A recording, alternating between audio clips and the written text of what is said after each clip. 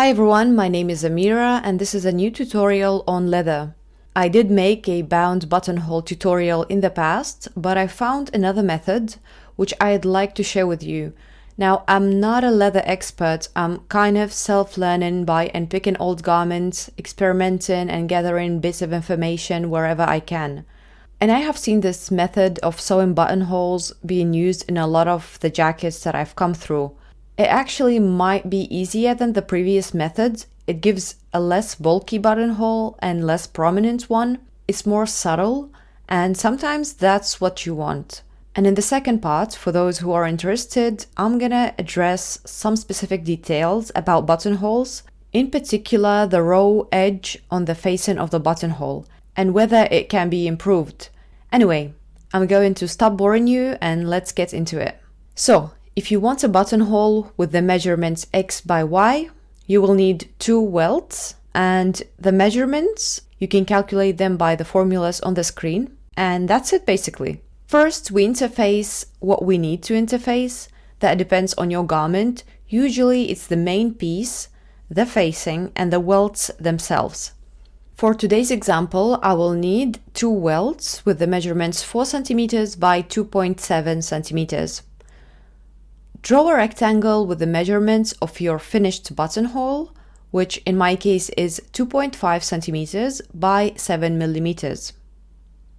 Then I mark a center line and, stopping about 5 millimeters from the sides, draw a Y shape and then cut along the line and into the corners. Mark the rectangle on the wrong side to guide you while stitching. Next, take 1 welt and align it with the center line. If you can somehow fixate the welts, that would be nice, so that you know for sure nothing will slide away while sewing. You can do that with clips if your garment allows that. Stitch on the long sides as accurately as you can. In the end, adjust the stitch length with the hand wheel if needed to avoid stitching more than needed. Do the same with the second welt. Flip the welts outside in and smooth it out. You can apply some glue between the leather and the main piece for a less bulky finish, but I was too lazy to do that. I hammered the buttonhole and then ironed it, and it completely changed the appearance of the buttonhole, making it much neater. Next, we make a secured stitch on the 2 welts, including the triangle.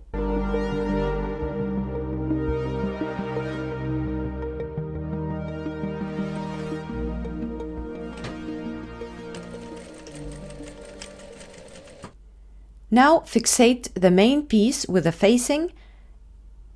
I did it with clips and used 2 pins to help me draw the center line.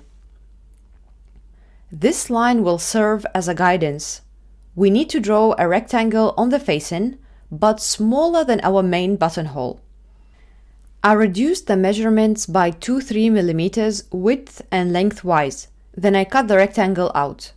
We don't want to make it too big so that the top stitching passes through the facing, but you just need to make sure it's enough for your button to go through. Fold the right side and facing together again and top stitch in the ditch along the 4 sides of the buttonhole. You can also stitch around the buttonhole, creating a frame around it. It's a style choice.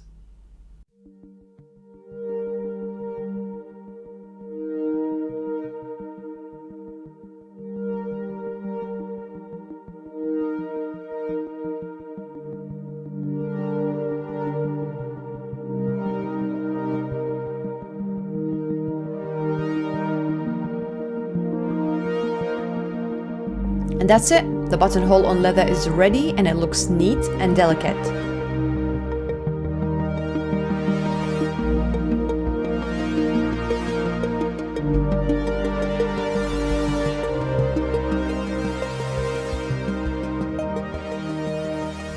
Raw edge on the facing dilemma.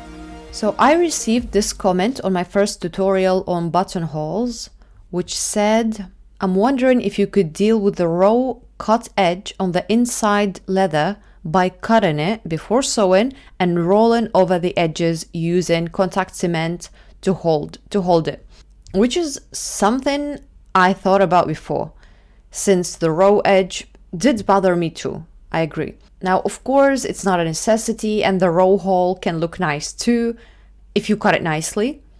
But still, there is this question: is it possible to do anything about it?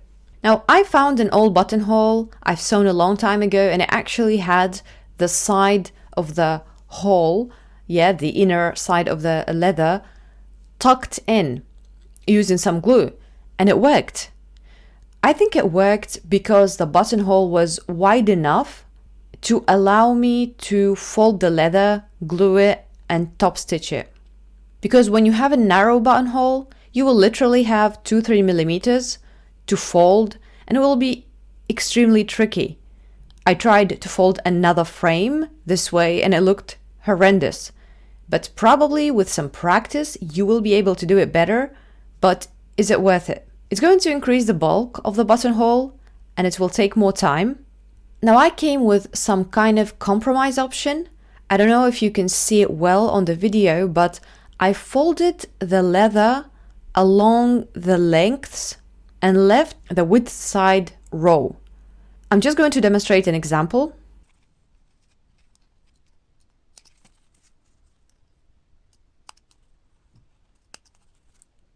Cut it.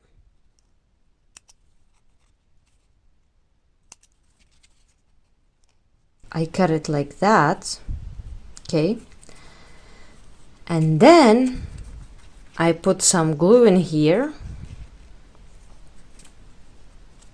and fold it this way and glued it, and that gives you quite clean edge. Yeah, it's still raw on the side, but along the long sides it is covered, and then you can end up with something like this. I was going to finish this video and call it a day, but I went to secondhand today and saw a buttonhole that had the two sides covered with no raw edges. And it was so simple, I don't know why I didn't think about it before. They put welts on the front and on the facing. So I tried to sew it and see how well it works. I prepared 4 welts and 2 holes on the front and facing, then went to the machine and attached the welts. Then I aligned the front and facing and connected them by sewing in the ditch.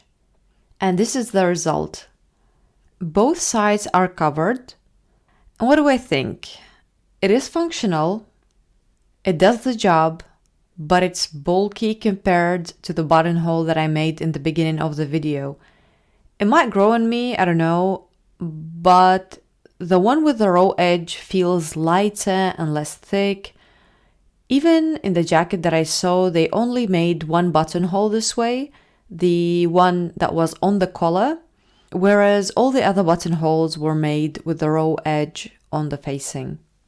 I feel like I did some mental gymnastics with this raw facing hole, since there is already an easy and nice option, but with the raw edge. But also you can always experiment depending on your buttonhole's measurements, leather type, and then decide what works better for you and for your project. Okay, it's definitely time to go now. Hope you found this video useful and that nobody fell asleep during it. Take care and bye bye.